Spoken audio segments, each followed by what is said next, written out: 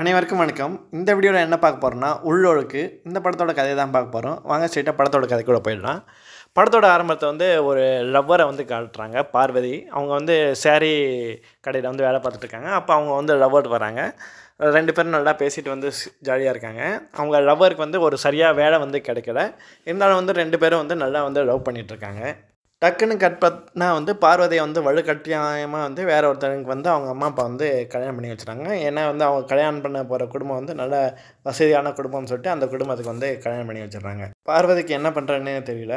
இப்படி வலுக்கட்டாயமாக கட்டி வச்சிட்டாங்கன்னு சொல்லிட்டு, சரி நமக்கு அமைஞ்ச வாழ்க்கை இதுதான் சொல்லிட்டு அவங்க கூட நல்லா வாழ ஆரம்பிக்கிறாங்க. அவங்க மாமியாராக ஊர்வசி வராங்க. இந்த சமயத்தை தான் பார்வதியோட ஹஸ்பண்ட் இருக்காங்கன்னா அவங்க படுக்கையாக ஆயிடுறாங்க.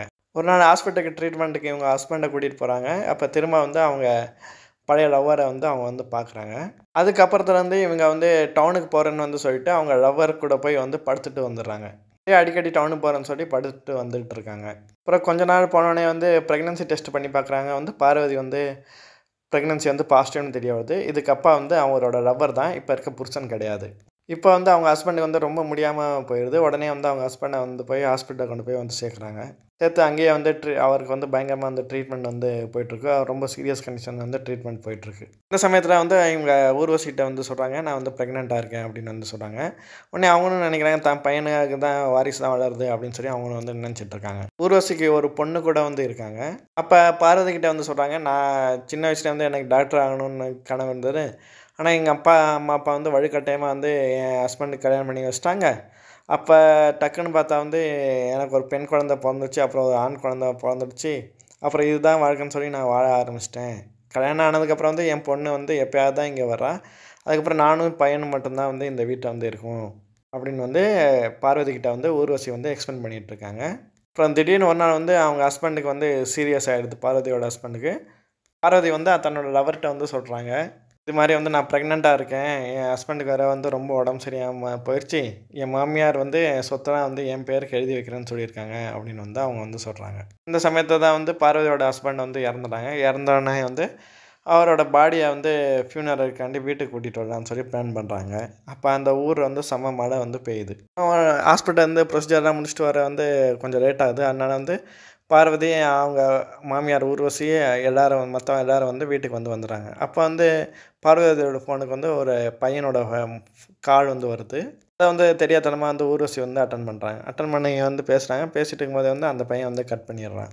அப்போ ஊர்வசி தனியாக தன்னோட மருமக பார்வதிகிட்ட கேட்குறாங்க, யார் இதுன்னு சொல்லிட்டு.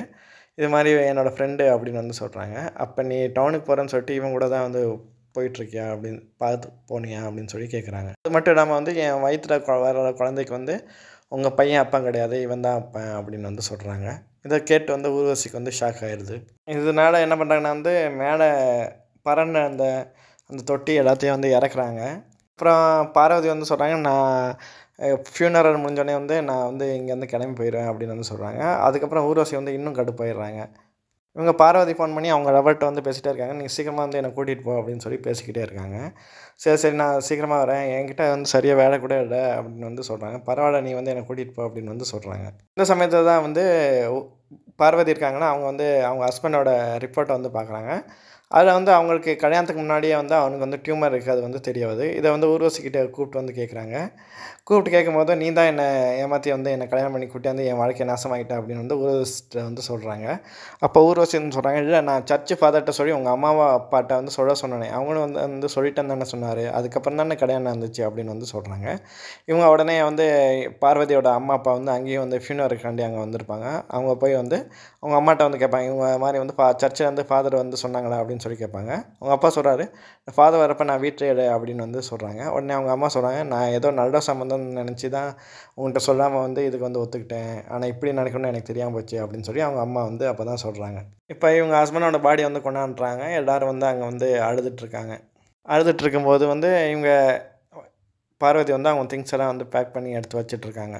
இப்போ இவங்களோட லவ்வர் ஃபோன் பண்ணுறாங்க. ஃபோன் பண்ண சரி நீ கிளம்பி வர, உங்கள் மாமியார் ஏதோ உனக்கு சொத்து எழுதி வைக்கிறேன்னாங்களே, அது எவ்வளோ என்னன்னு சொல்லி விசாரிச்சியா அப்படின்னு சொல்லி கேட்குறாங்க. இல்லை நான் எதுவும் விசாரிக்கிறேன், சரி நீ வேணால் விசாரி அப்படின்னு சொல்லி அப்படின்னு சொல்கிறாங்க. உடனே இவங்க கிளம்பி ஊர்வசி ரூமுக்கு போகிறாங்க. அப்போ வந்து ஊர்வசியோட பொண்ணு வந்து அவங்கள வந்து திட்ட ஆரம்பிக்கிறாங்க. "என்ன என் கூடயே வந்து கிளம்பி போகிறேன்ட்டடா, அப்புறம் என்ன இங்கே வேலை? கிளம்பி போகிறேன்னா கிளம்பி போயிட்டே இரு" அப்படின்னு வந்து அவங்க வந்து திட்டுறாங்க. "உனக்கு எதுவுமே வந்து இங்கேலாம் கிடையாது, எந்த உரிமையும் உனக்கு கிடையாது" அப்படின்னு வந்து சொல்கிறாங்க. உடனே ஊர்வசி வந்து அவங்க பொண்ண வந்து திட்டுறா. "நீ ஏன் அவன திட்டுற? அவன் படுக்க படுக்கையா இருந்தப்போ வந்து இவ தான் வந்து பார்த்துக்கிட்டு இருந்தா. நீ போ நான் பேசிக்கிறேன்" அப்படின்னு சொல்லிட்டு ஊர்வசி வந்து அவனை வந்து போக சொல்லிடுறாங்க. அப்புறம் ஊர்வசி வந்து பார்வதிகிட்ட கேட்குறாங்க, "என்ன என்ன விஷயமா வந்த?" அப்படின்னு சொன்னேன். "இல்லை ஒன்றும் இல்லை, சும்மா தான் வந்தேன்" அப்படின்னு சொல்லிட்டு அவங்க வந்து போயிடுறாங்க. ஃபியூனரோட ஃபைனல் ஸ்டேஜ் வந்துருச்சு. இவங்க வந்து என்ன பண்ணுறாங்கன்னா, உங்க லவ்வரும் வந்து அந்த ஃபியூனருக்கு வந்து வராங்க. வந்து "என்னாச்சு?" அப்படின்னு சொல்லி கேட்குறாங்க. "நீங்கள் எப்படியாவது வந்து உன்னை கூட்டிகிட்டு போக தான் நான் வந்திருக்கேன்" அப்படின்னு சொல்லிட்டு அந்த லவ்வரும் வந்து அங்கே வந்து வந்துடுவாங்க. சரி நான் அங்கே சிட்டியோட அந்த இதுக்கிட்ட கல்லறைக்கிட்ட வெயிட் பண்ணுறேன் அப்படின்னு சொல்லிட்டு லவர் சொல்லிட்டு போயிடுவாங்க. ஊர்வசி என்ன சொல்கிறாங்கன்னா, அந்த ஊரோட சர்ச்சுக்கு பின்னாடி வந்து புதைக்கிறேன் அப்படின்னு வந்து சொல்லுவாங்க. ஆனால் அந்த மழை பெய்யறனால வந்து குழிலாம் வந்து நிரம்பியிருக்கு. அதனால் வந்து இங்கே வந்து புதைக்க முடியாது. சிட்டியோட தான் பண்ண முடியும் அப்படின்னு வந்து சொல்கிறாங்க. அப்போ ஊர்வசியும் பார்வதியும் வந்து ஒரு ரூமில் வந்து உட்காந்துருப்பாங்க. அப்போ வந்து ஊர்வசி வந்து சொல்லுவாங்க, "நான் கவலைப்படாத, உனக்கு நான் தேர வேண்டிய சொத்தெல்லாம் நான் தந்துடுறேன்" அப்படின்னு வந்து சொல்லுவாங்க. "இல்லைடா அதெல்லாம் எனக்கு வேண்டாம். அது எனக்கு குற்ற உணர்ச்சியாக இருக்கும் உங்ககிட்டேருந்து சொத்து வாங்கினா" அப்படின்னு வந்து சொல்கிறாங்க. அப்புறம் ஊர்வசி வந்து ஒரு சின்ன செயின் மாதிரி ஒன்று வச்சுருப்பாங்க. இந்த செயினு பிறக்க போகிற குழந்தைக்கு வந்து என்னோடய கிஃப்ட்டாக வந்து வச்சுக்கோ.